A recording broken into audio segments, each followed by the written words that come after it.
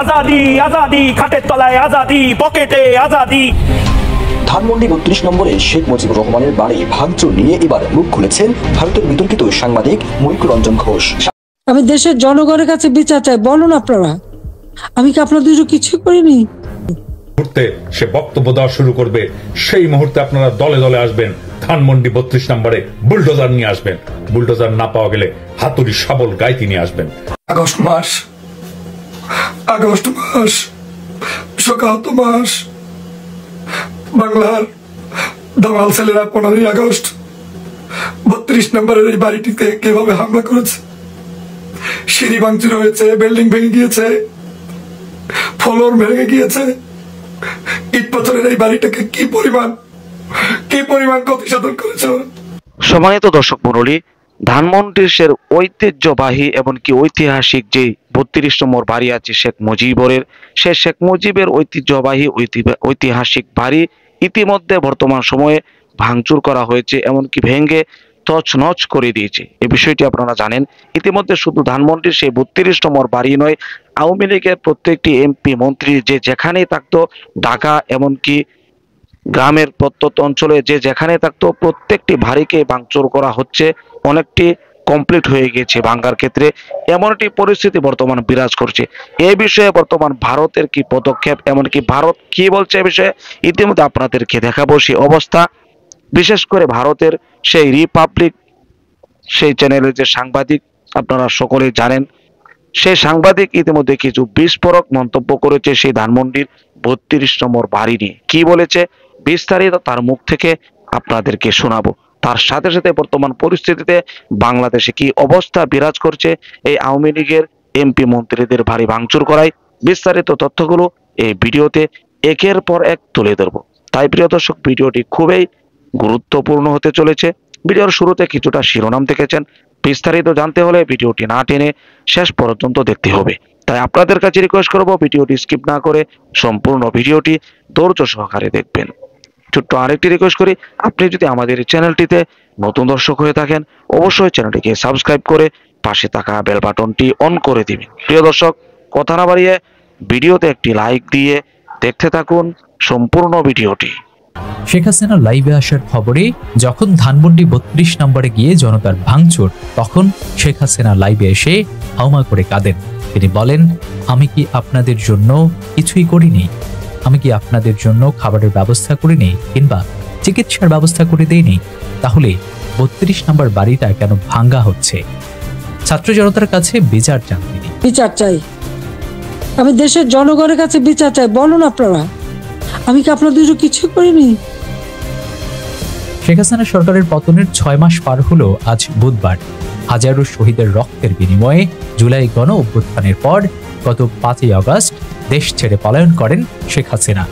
তবে এই ঘটনার ৬ মাস হলেও এখন পর্যন্ত দলটির শীর্ষ এই নেতার কথায় কোনো পরিবর্তন লক্ষ্য করা যায়নি।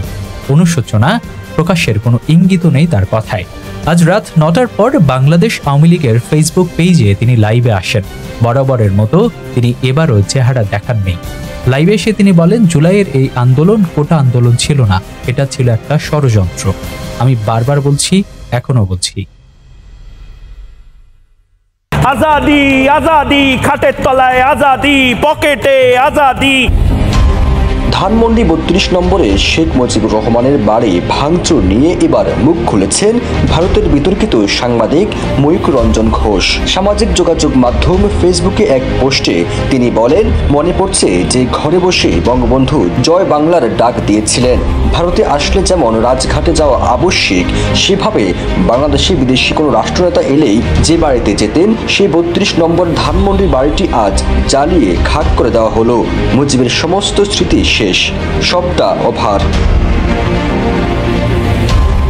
সিঁড়ির মাঝ বরাবর রাখা হতো তার বুলেট বৃদ্ধ দেহের সাদা কালো ছবি, রাখা হতো জাতীয় পতাকা। গোটা বাড়ি জ্বালিয়ে বিজয় উল্লাস পালন হলো। মুজিবের সমস্ত স্মৃতি, তার ব্যবহৃত সামগ্রী চিতায় তুলে মুজিব নামটা নিশ্চিহ্ন। এটাই চেয়েছিলেন তো? নেকুপুষ কিছু কলকাতার মুক্তমনা এই আন্দোলনে সমর্থন করেছিল তো? কাল এক এক করে আবার মুখোশ খুলব ওদের। RICL TMX, যুগের পর যুগ স্থাপনা থাকে মজবুত। কারা জিহাদিদের থেকে টু পাইস কবিতা উৎসব উৎসবের জন্য কামাতে গেছেন, ঢাকায় কাদের কোন হোটেলের কোন ঘর রাখা থাকতো সব ক্রমশ বেরোবে যদি বোবা সেজে থাকে এই কলকাতার ভণ্ড সেকুলাররা। ময়ূখ বলেন, 15 আগস্ট 1975 32 নম্বর ধানমন্ডির এই সরকারি বাসভবনে কিছু বাংলাদেশি রাজাকারদের গুলিতে নৃশংসভাবে খুন হয়েছিলেন স্বাধীন বাংলাদেশের প্রথম রাষ্ট্রপ্রধান শেখ মুজিবুর রহমান। মনে পড়ছে বঙ্গবন্ধুর সঙ্গে তার স্ত্রী ফজিলাতুন্নেসা, 3 ছেলে শেখ কামাল, শেখ জামাল, 10 বছরের শিশু শেখ রাসেল, 2 পুত্রবধূ সুলতানা কামাল ও রোজি জামালও নিহত হয়েছিলেন ঘাতকের বুলেটে। ভারতীয় এই বিতর্কিত সাংবাদিক আফসোস করে বলেন, মুক্তিযুদ্ধের ধর্ষিতা মেয়েদের বাবার নামের জায়গায় আমার নামটি লিখে দাও, তার ঠিকানা দিয়ে দাও ধানমন্ডি 32। 71 সালে শেখ মুজিবুর রহমান বলেছিলেন, শেষে জাস্ট এমনি মনে করলাম, বাঙালি তো মনে হলো এটাও লিখি। ভারতে পালিয়ে থাকা শেখ হাসিনা বুধবার রাত 9টার দিকে ছাত্র সমাজের উদ্দেশ্যে ভাষণ দেওয়ার প্রতিবাদে ধানমন্ডি 32-এ শেখ মুজিবুর রহমানের বাড়ি ভাঙচুর চালায় ছাত্র জনতা।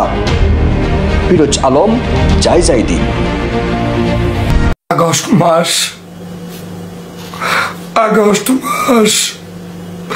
শোকাহত মাস। বাংলার দামাল ছেলেরা 15ই আগস্ট 32 নম্বরের এই বাড়িটিতে কিভাবে হামলা করেছে। সিঁড়ি ভাঙচুর হয়েছে, বিল্ডিং ভেঙে গিয়েছে,